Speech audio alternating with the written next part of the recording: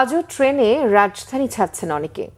সকাল থেকে কমলাপুর রেল স্টেশনে যাত্রীদের উপচে পড়া ভিড়।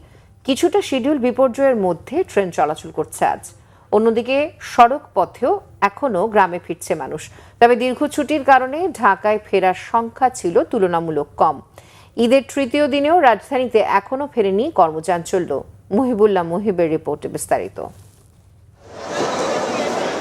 ঈদের তৃতীয় দিনেও রাজধানীর কমলাপুর রেল স্টেশনে ছিল যাত্রীদের ভিড়। ঈদের আগে যারা গ্রামে ফিরতে পারেননি, লম্বা ছুটি থাকায় অনেকেই এই সময়টাকে বেছে নিচ্ছেন প্রিয়জনের সাথে ঈদ আনন্দে যোগ দিতে।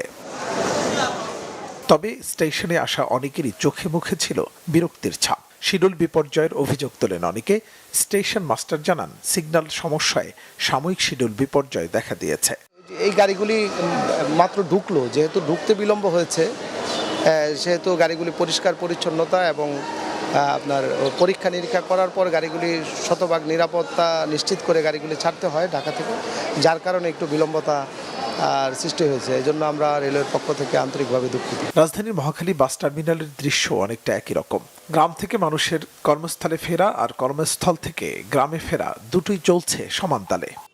এটা আমার জন্য অনেক ভালো ছিল, কারণ হচ্ছে আমার এই বছরে নতুন বিয়ে করে আমার স্ত্রীকে নিয়ে আসছি ঢাকা ঈদ করতে। ঈদ করছি আমার মা বাবার সাথে, তারপর ফ্যামিলির সাথে, আমার হাজবেন্ডের সাথে।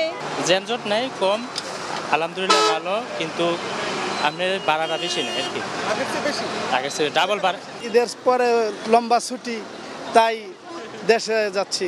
আমার আজকে রাতে ডিউটি আছে, তার জন্য আমি আজকে চলে আসছি।